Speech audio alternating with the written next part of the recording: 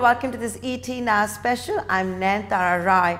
I have a very special guest today, Sylvie Ouziel, who is the Global Assistant CEO as well as the Asia Pacific CEO at Allianz. Bonjour, welcome to India. So how often do you come? How important is India for you? So India is very important because it's first obviously a very big market, also a very innovative very market. Populated market. Indeed, very connected, adopting the latest technology such as mobile payment very fast, and of course very close to technology with a lot of technology firms. So it's important to be in India not only for the size of the market but also for the innovation engine, innovation lab it represents. So Sylvie, you're also the Global Assistance CEO. Break it down for all of us who are not very familiar with the insurance industry's jargon. What does assistance mean at Allianz? What exactly are you doing on that front? So that's a not easy question. Indeed, it requires a bit of explanation.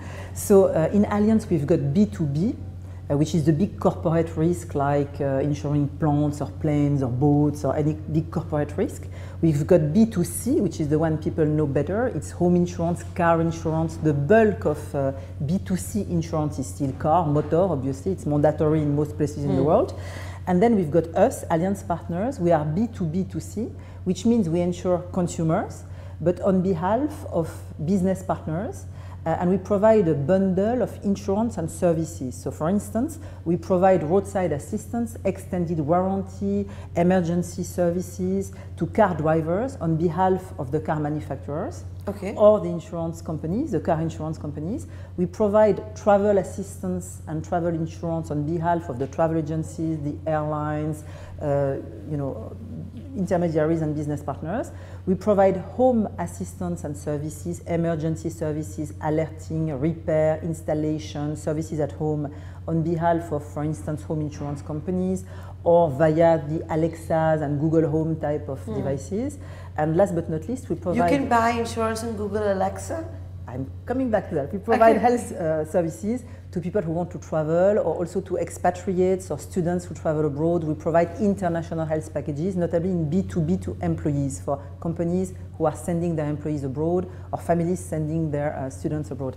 Coming back to the new technology, what's interesting is some of those business partners in the middle are actually new technology players. It can be the famous GPS Waze, which was acquired by Google. It can be the Nest solutions, of Google as a smoke sensor, smoke detector, for which we provide the assistance, alerting, for instance, type of services that they bundle with their offerings. So for Waze, for instance, in Europe on Waze, you've got an SOS button. If you use this GPS, you press the SOS button, the assistance you get is from us. We can geolocalize you and intervene and help you with your car. So the way we describe it would be to say we provide peace of mind, a bundle of insurance and services, but above all, a high-tech, high-touch service.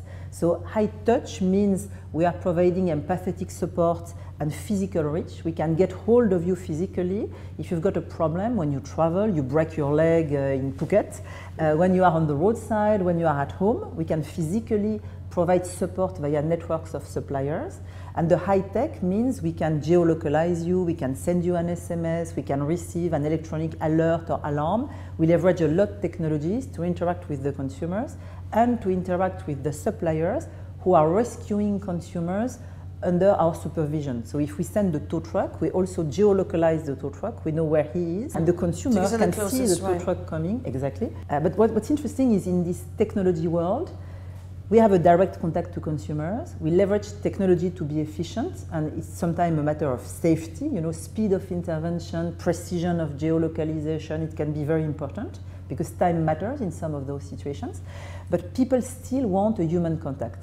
So people, even if they can do everything digital, still push the button to call the call center because typically they are in situations they don't face every day.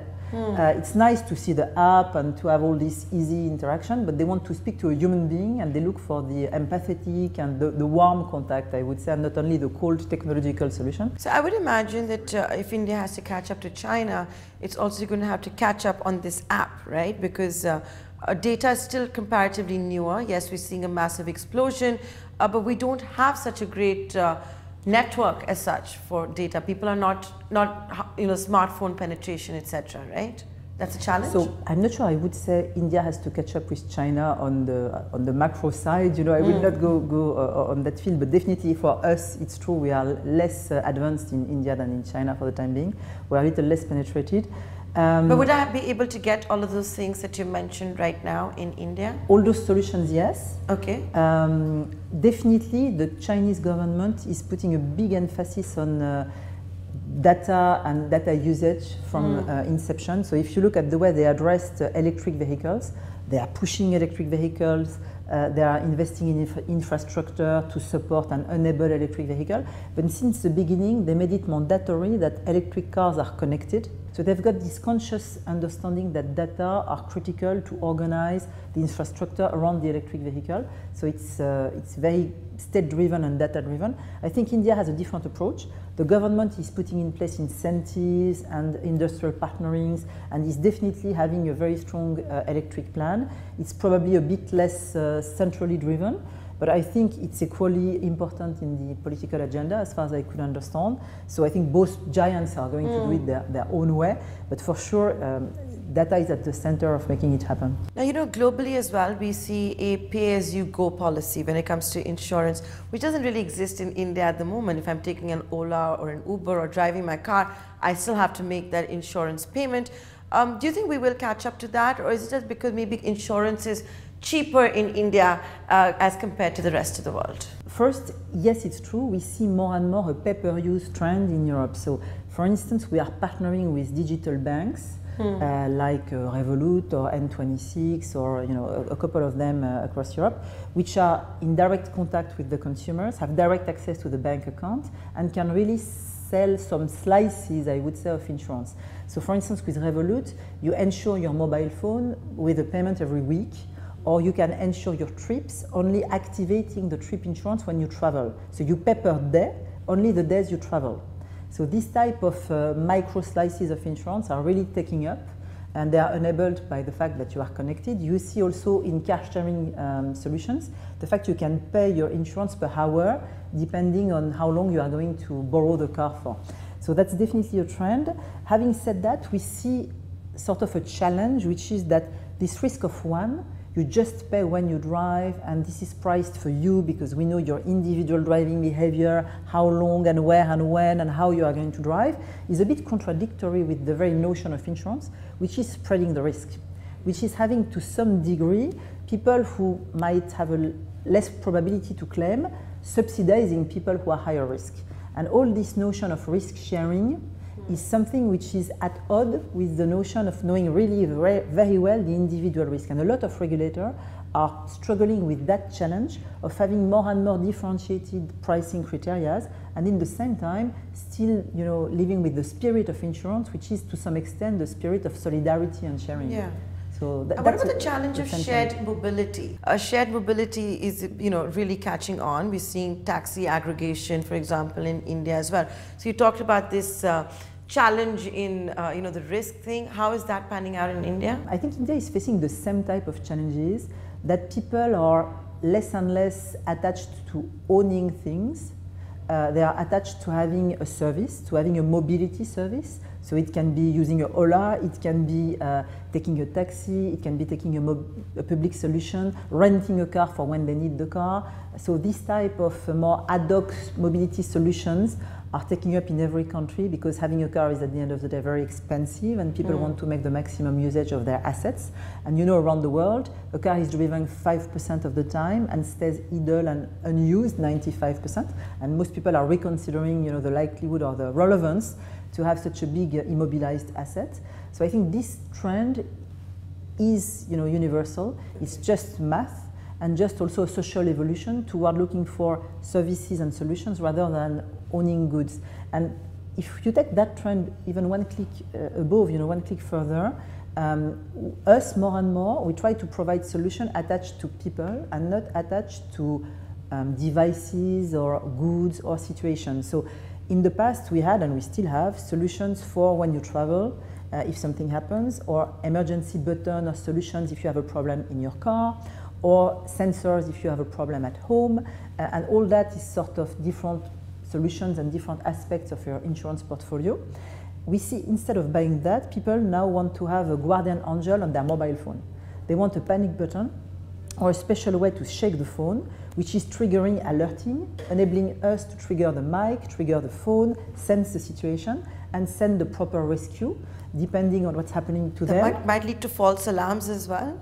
It could, yes, indeed, and we have to detect that, but any of the other type of solutions would also trigger false alarm. And an interesting aspect regarding false alarm is a funny story.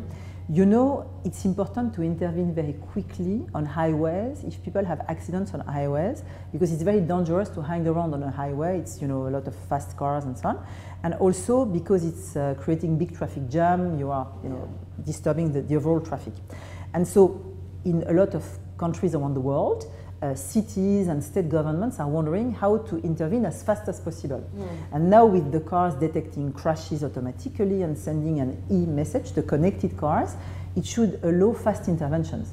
The problem is you've got false alerts. You know, a big deceleration can be mistaken for a crash when it's just, you know, a very strong deceleration. And so what is the fastest way to get the information? It's not the driver pushing his panic button, because typically the driver is a bit panicked, you know, and he's looking for his mobile phone, and if the kids are okay, the kids are crying and so on. The car may send a false message. So it's people driving around who see the accident and send the panic message on their ways, for instance in Europe, on their panic button in the car, who are signaling an accident because they are not panicked, they see it real time, and if 10 people are seeing the same thing, usually it's true. It's not a false alert from a car. So interesting enough here, it's a mix of connected car and social networks, real scale. So it's interesting to see how those things are actually shaping out, because those various phenomena of social medias on one hand, connected cars on the other hand, and so on, are just not happening in isolation. They are combining into global solutions which are sometimes hard to predict. It's interesting. But Sylvie, then that's the other advantage. It just got me thinking with what you were saying. Technology, social networks, connected cars, connected networks will also help you maybe identify which claim to pay and which one does not have to be paid. Yeah, of course. Fraud detection is also part of the equation. Everybody thinks, you know, insurers are obsessed by fraud. I think fraud is part, we call it moral hazard, is part of the game, but we don't believe most consumers are trying to be fraudulent. What we believe in more than fraud detection or fraud prevention is prevention. We believe very much that rather than paying a claim, you make your consumer even more happy if you avoid the claim by having the right behaviors. So when you come to connected cars, something we have with the local joint venture Allianz has locally with Bajaj, called Bajaj Allianz, is the Smart Drive program, which is preventing breakdowns and accidents by sending advice regarding the driving style, by sending warning if the battery is low, for instance, and you may run out of battery, so that you can recharge it before you are actually having a breakdown and being paralyzed on the roadside. So all the prevention aspects are super critical and are enabled by this direct connection with consumers and all those sensors and new technologies. And it's for us even more important to reduce the risk, master the risk, advise and anticipate than to detect fraud attempts, let's say. And with that, we're going to take a short commercial break. Stay tuned, you're watching an 18-hour special.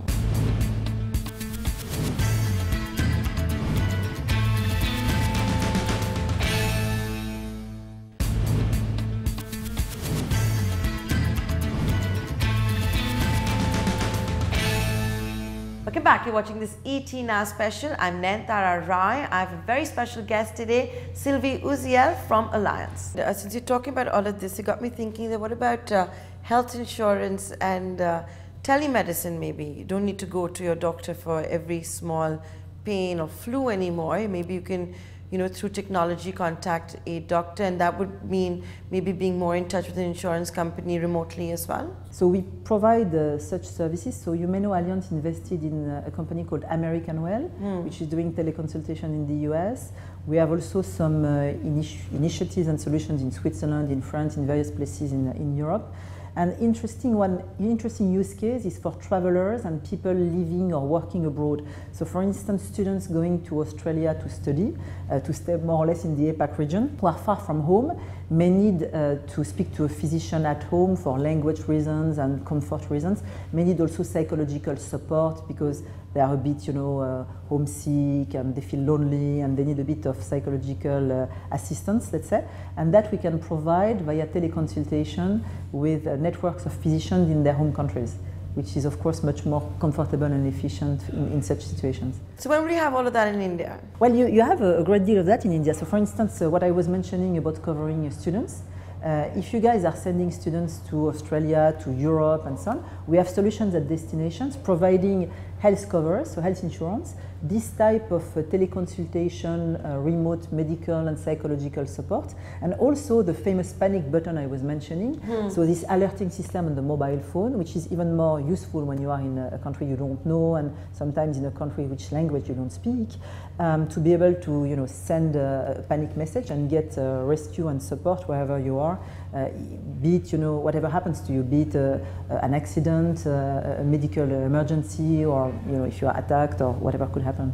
So we provide this exact bundle to Indians studying in Australia, for instance, already today. And again, the point is, as we are B2B2C, the Allianz brand may not be visible because our business partners want to actually embed our services behind their brand name. So a lot of what we do is not directly branded, but still we are behind. So for instance, the student cover we sell via educational agents or universities. And people may or may not notice the fact it's Allianz Partners behind. I was telling your team actually that last year I happened to be in Canada for Cybos, which is a big fintech trade fair. And there I actually tried out something with this one upcoming fintech company, which would ask you that are you a smoker or not a smoker, and just your gender, and then they would get your age absolutely right and then decide that this is the insurance premium you need or whatever, which, to be quite honest, maybe because we don't have those things in India, I was a bit skeptical. Would that be the future of insurance, or do you think that this is maybe just a bubble because you just ask 2 questions and you know what the insurance premium should be? No, I think definitely the fact that you can monitor consumers' behaviors and know more about your consumers is opening up possibilities to tailor services and insurances. But I think the future is not only knowing the risk and pricing according to the risk, but also educating, so also giving feedback to actually change the risk profile, to improve the risk profile. The risk profile is not something which is given, it's something you can actually work on and influence and improve by prevention and behaviors and education. And that's as important as knowing well the risk. The second component is what the regulator will allow or not allow. Yes. I know you're in one domain which I would like to talk to you about because it is certainly picking up in India, cyberbullying. It is a reality that I think that exists everywhere in today's day and age. What exactly are you doing on that front in India, or what it is that you plan to do? That's a very important aspect of technologies. We discussed a lot the fact they open new channels and they help us to be more efficient. They are also opening up a whole new insurable material for us. We can insure a new sphere, totally new, which is what we call the digital life of people. So one aspect is their cyber reputation. So cyberbullying, cyber defamation on social networks, notably for teenagers. One aspect is fraud. One aspect is e-commerce disputes or intellectual property disputes, for instance, or data loss. So we've got a product around the world, and here Bajaj Allianz has insured that product, which is about what we call cyber risk or cyber shield, which is protecting all those aspects of your life. So that would include, let's say, credit card fraud or things. Also, identity theft, somebody is usurpating your identity to get a loan or to sell your house, which happened in real life actually. Yes, and it's not only insurance. Insurance is one aspect, to compensate financial loss, but it's a lot of assistance services. Your Gmail account was hacked and you need to close your Gmail account because somebody is sending emails on your behalf or posting stuff on your Facebook. How do you do that? So we help you close your email account, close your social media accounts, remediate what was posted on your social medias, technically recover data, file legal claims against people who actually committed those acts. So we help you on the technical dimension, the legal dimension, and also on the psychological dimension, providing psychological support to teenagers, for instance, who are victims of bullying. That's the empathetic angle that you keep talking about. Exactly. But as we know, for this cyberbullying, it's a very important aspect. Yeah? Because in India as well, I think the laws need to catch up. We're still debating the kind of data protection law that we should have. We don't have a law right now which even talks about online theft or, you know, picking up IDs and things like that. To be honest, I don't think any state or any government really cracked the problem. It's very multifaceted, very complicated, between freedom of speech versus, you know, not allowing defamation versus protecting personal life and personal data and privacy, and making online interactions not too complicated with tons of authorizations to be given each time you go online.